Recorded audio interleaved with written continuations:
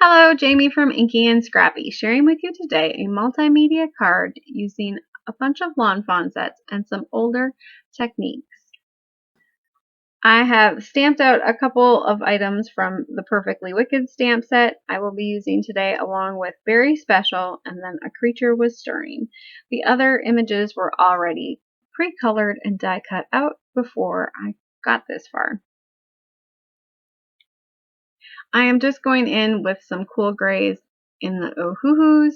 The colors I'm pretty sure match fairly good with my Copics, so I just used a cool gray 8, 7, 5, and 3, and then just going in layers to try to get the curvature and the roundness of the pot. And then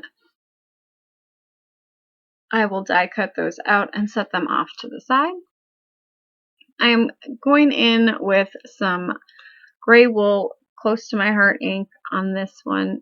It's a panel that is cut from Trinity Stamps, a 7 series of embossed rectangles.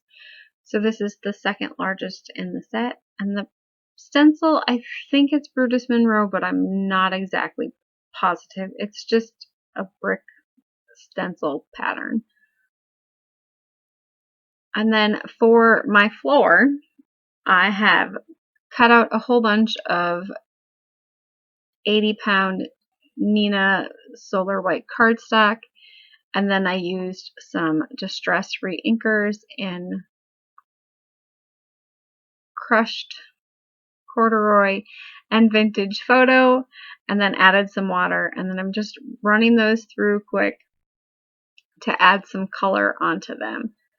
And then when they're still wet here, I am going to run them through the Tim Holtz wood grain embossing folder, and then I let them all dry, and then I came back in with some walnut stain on a blending brush, and then just brushing that over the top to help bring up that texture to the surface. And then I'm just taking a piece of paper and adding them on to make my wood floor for my scene to stand on.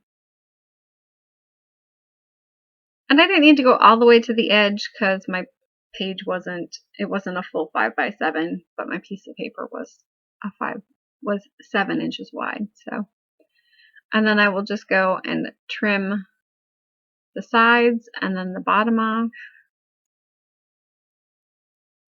And then I will actually put that on there before I finish doing all the trimming. It ended up getting crooked somehow. I don't know how.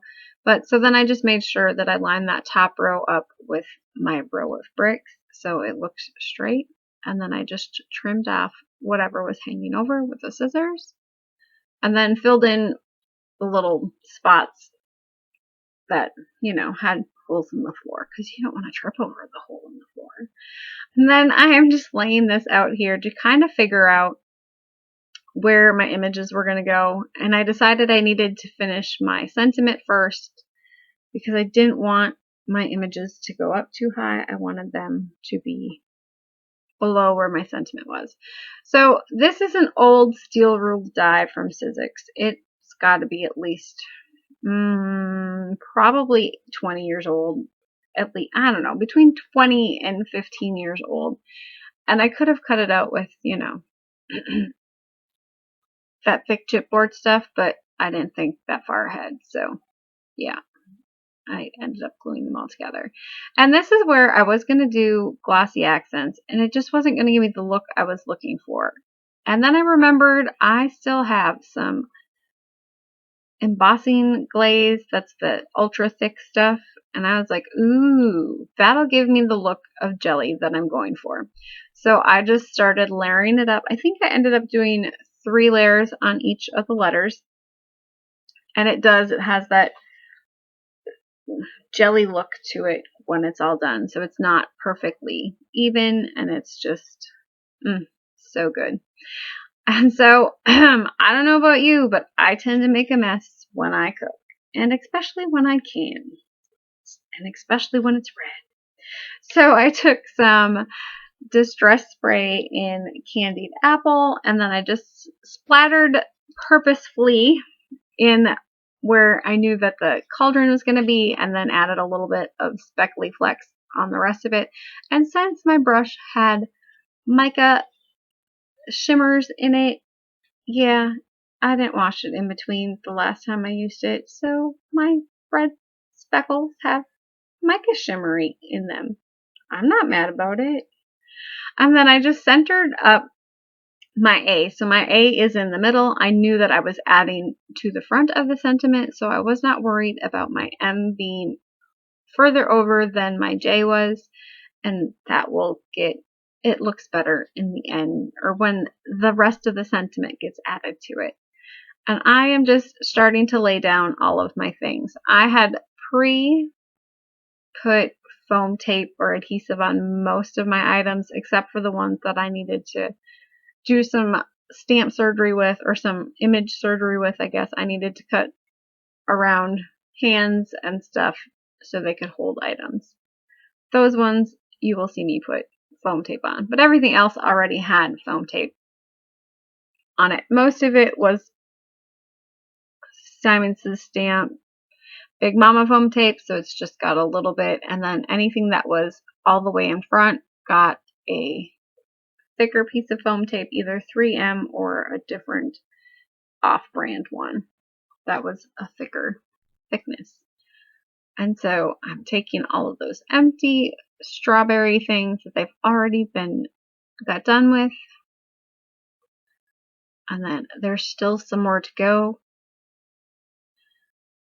And then they have the little strawberry carrying mouse helper there, and then all of the ones that are already done are going to be off to the side. And that little mouse with the kitchen mittens, what are they? Yeah, well, he's going to be putting the labels on the hot jam jars.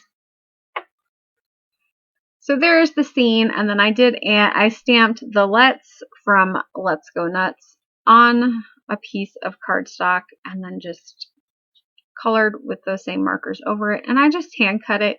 I liked how the marker looked, and I really did just cut around the outside of the marker, or my markering. So a little, play on words, because let's be serious, we used to jam like to music back in the day. Now, well, we make jam. It's all good, right? So there's the inside of my card, fairly simple, and then I will add the background piece to my background, or to my card base, sorry.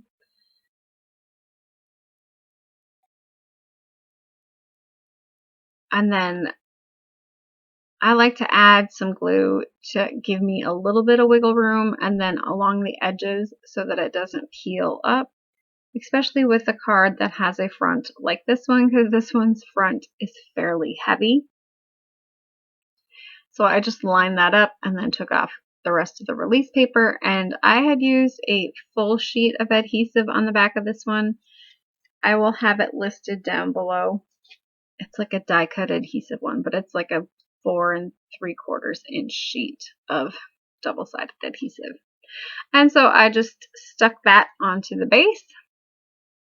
And then I pulled out some Trinity Stamps cinnamon hearts. They kind of have that jelly look to them, and so they go perfectly with that sentiment on the jam and all of the jam jars.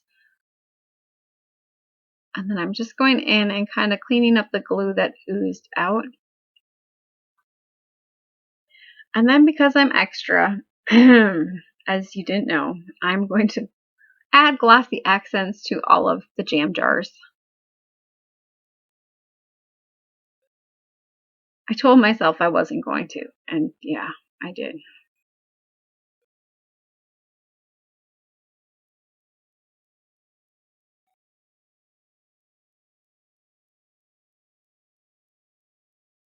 It was so fun to do a mixed media type of card again. I haven't done one in a long while, and I'm pretty sure I'm going to have to do another one again soon, because it was fun.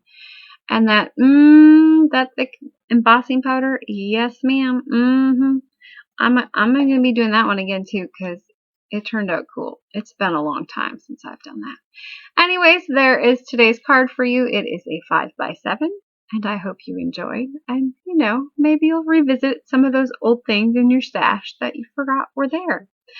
Have a great day. Thanks for all of my new subscribers, my old subscribers, and we will see you again soon.